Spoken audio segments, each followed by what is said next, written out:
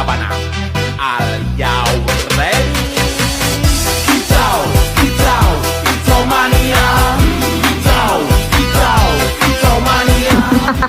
Halo, makasih ya udah datang hari ini. Gimana kabarnya akhir-akhir ini? Jujur agak sedikit capek sih Pak. Capek ya? Boleh cerita? Capek karena apa yang paling rasakan sekarang? Kayak capek sama hidup sendiri Pak. Ngerasa selama ini cuman ngejalanin apa yang orang mau. Jadi kamu merasa selama ini lebih banyak mengikuti keinginan orang dibanding keinginan diri kamu sendiri. Kayak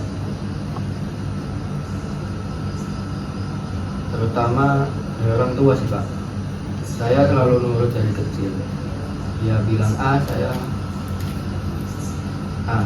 Kalau dibilang B ya harus ikut B. Gitu.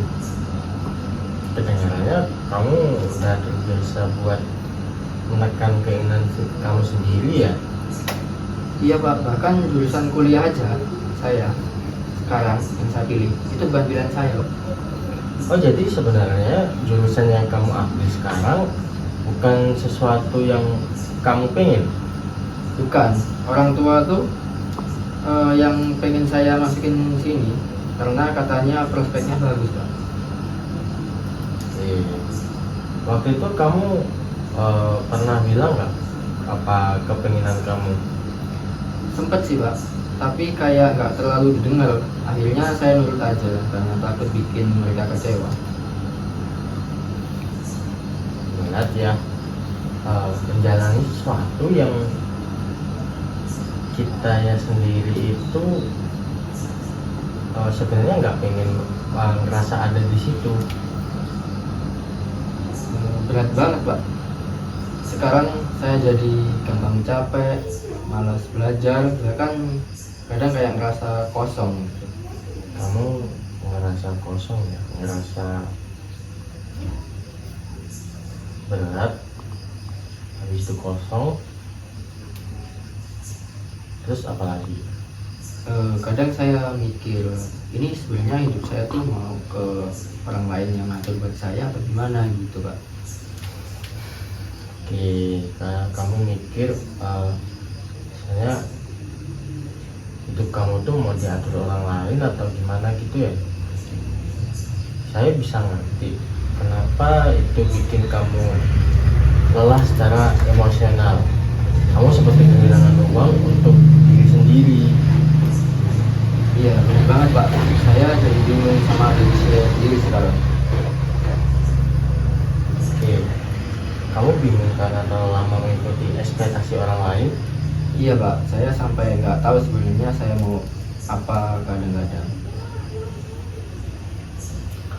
Kalau kita coba pelan-pelan dengarkan diri kamu sendiri, sebenarnya ada nggak hal yang selama ini kamu pengen? Ada sih Pak, saya pengen belajar sesuatu yang saya suka aja.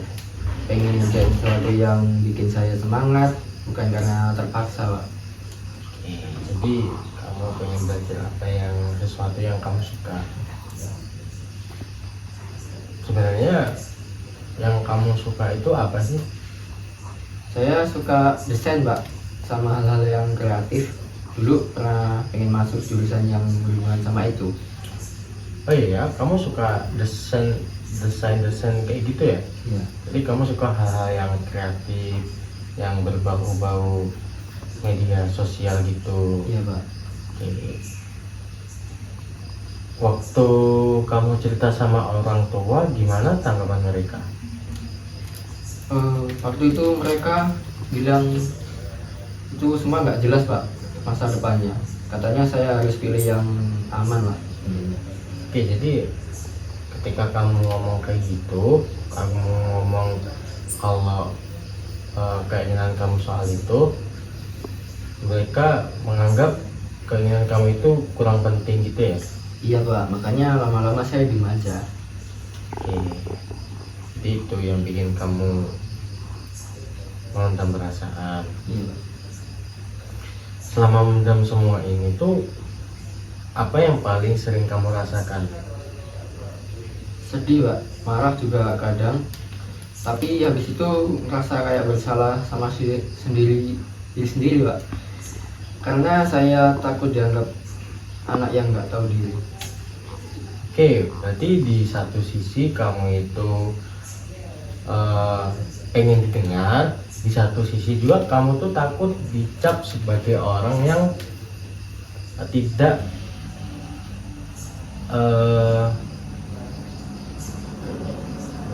menyukai orang lain, pendapat Iya. orang lain. Iya. Oke.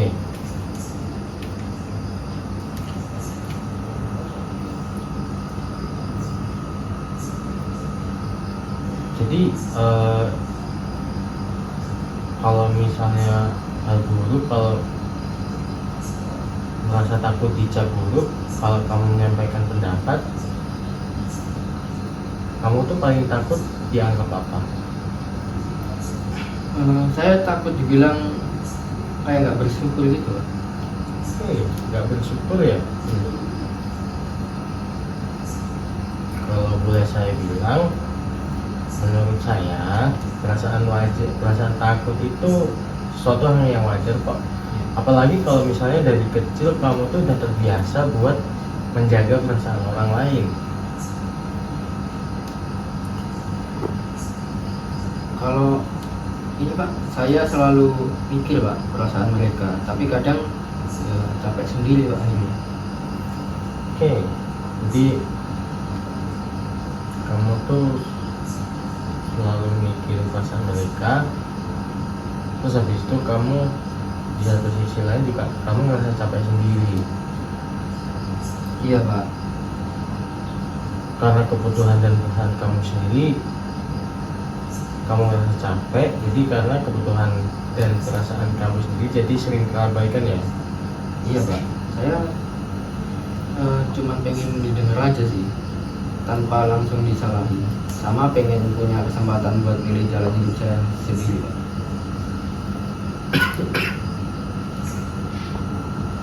Didengar dan diberi ruang untuk menentukan pilihan sendiri, itu kebutuhan yang sangat manusiawi menurut saya.